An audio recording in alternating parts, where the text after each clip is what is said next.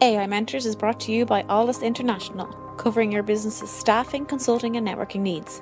Our podcast, AI Mentors, hosted by Mark Kelly, brings you the leading minds in AI, sharing their story, their success, and their advice.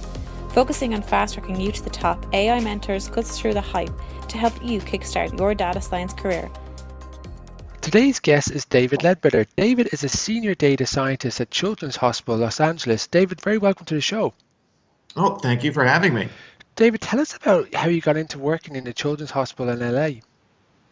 I feel like I got a little bit lucky to get the opportunity to consult at the institution. And then as soon as I kind of got my foot in the door and I got to spend a little bit of time in the actual intensive care unit, there was no going back. And so once I got my foot in the door, I really did everything I could to make sure that I continued to use my skills as best I could to help out the institution. So it wasn't all plain sailing. Tell us about some of the journey that you had to do to come in and really kind of get the data fit for purpose. And then maybe tell us some of the applications that you can do to really help some of the patients' kind of everyday lives, and not to mention the family's well-being, to see their kids really kind of, I suppose, their lives being helped by the power of data.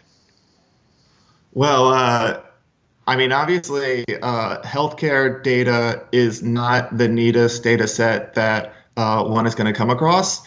And so when I started, we made a concerted effort. And I want to say we spent something like 3 solid months just munging the data because there's a wealth of data that's collected inside the intensive care unit. I mean, it's the most heavily censored unit within the institution, which is one of the reasons that we wanted to start there. And so for about 3 months, we kind of put together some munging scripts to clean up the data, look for erroneous values, try to get all of the units normalized, go through with clinicians, making sure that we were looking at everything that we were coming across and making sure that, the data that we were looking at made sense. And so even though we put a ton of effort, we were kind of looking at it as this is an investment in the future. And I really think that it really paid off because after that initial cleaning, yes, obviously we've come back and done some small fix-ups, now and again. However, the vast majority of the munging pipeline is in place. And so even when we go back and make changes, it's basically just a push of a button to recreate data sets to make sure that we get all of those same benefits for all of our research moving forward. And I think it's really important that you went on that journey yourself, because when you're going to be onboarding future people, you can kind of show them step by step the journey you went on, how you actually kind of earned the right to use some of these models. Can you tell us a little bit about a day-to-day example about how you're actually adding value to the hospital? Just to touch on what you just said, absolutely. When we're onboarding, one of the huge portions of what we do is make sure that we steep the new candidates in the data as well. That way they get the sense of just, what is the breadth and depth of the data that they're dealing with on a day-to-day basis. In regards to one of the projects that I think is pretty exciting, there's this drug called heparin, which is actually a super important drug in the ICU because it's an anticoagulant. And what that means is in the unit, they use this drug to prevent blood clots. And the reason that's so important is a lot of these kids are super sick. They've got lots of different lines going in and out of their bodies, be them central lines, ECMO lines, dialysis lines. But if you get a clot in any one of these systems, it can be very, very detrimental. The issue is some kids end up being resistant to heparin. And what that means is even when you give them as much heparin as you want, they might still develop blood clots. But there's currently no bedside capability to determine whether or not a kid is going to be resistant to heparin until basically the clot forms. And so what we did was we put together a machine learning algorithm using recurrent neural networks that grabbed all the data about the kid, all of their medical histories, all of their physiology, the interventions, and the drugs that they were being given in order to make a prediction when they were about to start heparin, say, hey, this kid is either going to be responsive to heparin and reach therapeutic levels so that they don't develop clots, or hey, you might want to be careful because this kid has some of the warning signs that might lead to them being resistant to heparin, which might help the clinician kind of intervene earlier, because there are some alternative therapies available if that ends up being the case. What's really fantastic about that example is how important you focus on solving a problem, understanding that problem, using data science to actually fix that problem. Internally, you're going to get a lot of buy-in from the clinicians. The parents are going to absolutely love you because you're actually benefiting their kids, that they don't actually have to go through any pain or don't necessarily have to go through any kind of worry for like 48 hours, 72 hours, because you don't necessarily know what's going to be the response to that. What was the impact when you started to bring some case studies and kind of proof of concepts that data science can add value to the rest of the hospital kind of buying into you? Well, let me touch upon one of the things you mentioned, which was, thinking about the whole problem. The reason we're able to think about the whole problem so great from the clinical perspective is because we have the buy-in from the clinical team. And so we have a fellowship program here at Children's Hospital Los Angeles where basically fully fledged pediatricians come and study for an additional 3 years in order to focus on acute critical care pediatric medicine. And they're split about 50-50 in the unit and research. And so these are the boots in the ground that are actually seeing day to day what the problems that they're actually encountering are, what issues they have during treatment. And then we work really, really closely with them to figure out, okay, given the problems you have, given the data we have access to, and given the algorithms that we have the technology to implement, what sorts of solutions can we come up with that are going to help you in treating these various different sorts of disease trajectories that you see day to day.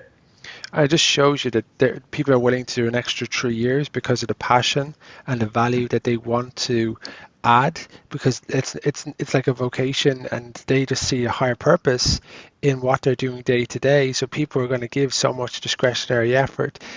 When you're kind of talking off air before, you were telling me about how if you feel like you've got a bad day and then suddenly you walk down to the ward, it kind of it gives you a lot more perspective, and it kind of revitalizes you to the great work they're actually doing to the Children's Hospital and data science in general, and kind of the difference that you guys can actually make. Yeah, absolutely. I feel like I don't know what the word in English to describe the sensation is, but it's really powerful. I mean, you can't walk around that unit and not be moved. And so it's just an absolutely incredible environment where, very easy to stay motivated and focused and make sure that we're all working together on the problems that really matter. So we were talking off air about how in data science it's pretty challenging for making a move from academia to industry, trying to onboard data scientists, figuring out the right problem to try to solve, get the right communication style with lay users, and being able to really try to add value where there might necessarily be the buy-in from internal stakeholders, particularly senior. You've got a pretty effective way of onboarding people and bringing them right through to kind of gain loyalty, but also be able to really kind of actively communicate to the people that matter most to try to get internal influence. Can you tell us a little bit about your onboarding process? Yeah, absolutely. So I would say, unfortunately, healthcare definitely is still a bit of a walled garden. And by that, I mean, if you're not, already in the industry, it's very difficult to, one, get your hands on data, and two, even beyond that, actually be able to interact with the clinicians and the institution if you think you actually have a solution that might be helpful. So one of the things that we found that's very helpful is last year we started the Children's Hospital Los Angeles virtual pediatric intensive care unit data science internship program. And that's been phenomenal because for that one, we actually take aspiring data scientists. And, last year they actually ranged from, we had one that was a medical student. We had obviously a number of computer scientists, master's programs, PhD programs. This year there was a couple postdocs who are interested. And what we do is we bring them to our unit for about 3 months during the summer. And we actually team up those data scientists with a critical care clinician. And so you have this like really powerful duo with, an aspiring data scientist and a clinician who's got boots on the ground, understands the problem. And we actually have them work super closely on a pre-curated problem where, it's going to be relatively challenging, but we try and make it still kind of a digestible portion within those 3 months. And for the data scientists, we actually go through a pretty rigorous criteria where we do the training, we do tell them about the data, we talk about the algorithm framework. They actually get clinical lectures from their clinician, which is super interesting, understanding what's the underlying physiology of the problem they're going after. And it's really great to get the close collaboration between those two because one, the data scientist is getting experience in healthcare, which is really difficult, at such a young stage in order to actually get your foot in the door. And then the other one is they're working hand in hand with that clinician, talking through problems, understanding their perspective, understanding how to communicate, this issue or that issue, how to work through it together, how to figure out, this weird thing happened. Does that make sense clinically? And you see these really great relationships blossom, which help, both technically and probably more importantly, with communication in an industry that if they're going to make an impact in, they really need to know how to talk the talk. And they're getting all that information because people are so bought in and they get to really figure out the problem. They're getting access to people that actually understand the problem they're trying to solve in detail. So if you feel like this isn't the role for you, you're going to quickly find out because you're going to have I suppose you're just going to be overwhelmed by how passionate the people you're working with day to day, and you can't fake that going in. Sure. And I just find that the best data scientists, they usually figure out the problem they're trying to solve, love the industry that they're in, and have that really good onboarding process because it acts like such a foundation for the journey. Here at Alldus, we want to make the hiring process easier for all. Whether you're an employer or an aspiring employee, we have the service for you. For full-time work, Alldus will partner with you to find the best person for the position. Using both our network and our rigorous qualification process, we ensure that only the best talent is shortlisted. We will manage the process and work with you to select our most suitable candidate for your organisation. We also offer excellent temp hiring services. At Alldus, we provide a great opportunity to help you and our candidate make the right choice. The contract period is one long interview for your full-time opening, and the extended experience with our consultant helps you make the best decision. Alldus International is here to quickly help you find the best AI candidate. Our experts stay in close contact with our consultants throughout the duration of the contract, ensuring they have everything they need to get the job done. I'm speaking to David Ledbetter. David is the Senior Data Scientist at the Children's Hospital. We've been talking about making the move from academia to industry and the importance of having a good onboarding process, how you can use data science to give a really good service to pediatrics, and the importance of actually understanding the problem you're trying to solve, and your love for healthcare, and the importance of actually having a good foundation when you're moving in to understand the data that actually allows you then to be able to really understand the problems because you've got correct data to work with as a starting point. And we also use an example of how you actually put that into practice too. David, where do you see the future of healthcare going in the next kind of 1 to 3 years, and what are you kind of hopeful for? Ooh, that's such a big loaded question. I think one of the things that we're finally starting to see is a little bit of movement from the giant EHR vendors, primarily Epic and Cerner, where they're becoming a bit more open to allowing the interaction required by a data science team in order to actually have the pipes, the APIs available to do real-time data input and output, such that we're really going to see an acceleration in the actual deployment of these models.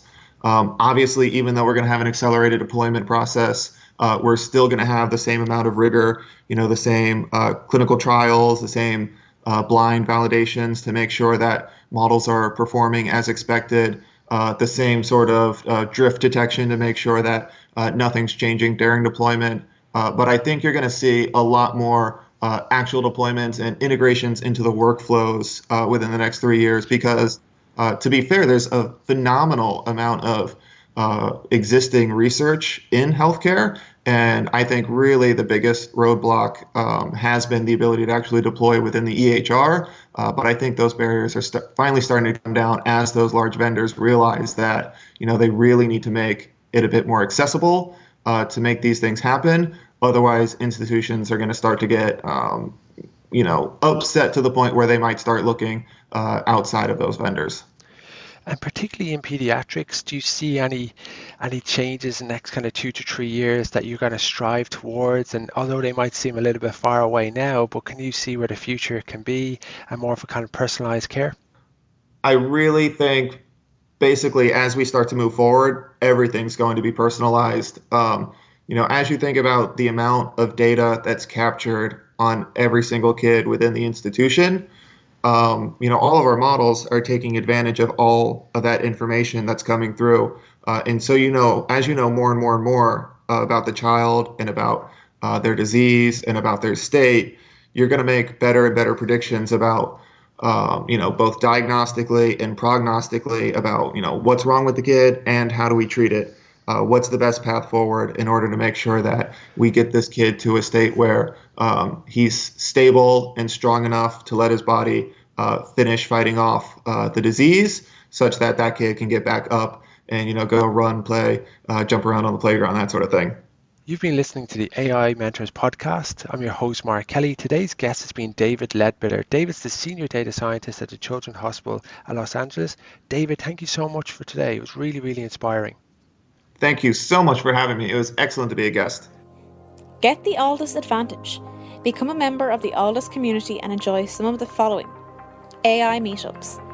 Once a month, our community gathers to listen to some of the leading experts in the world of data science and AI. Our speakers come from all over the world, including Dublin, Boston and Frankfurt. We also have our AI mentors. Our experts will provide mentoring to Alldus members. And don't forget our AI in Action podcast. Each week we have guests from all over the world talking us through their education, career and more. Become an Alldus member and get the Alldus advantage. For more information and to sign up for our newsletter, log on to www.alldus.com. That's www.alldus.com. Alldus International, empowering through AI.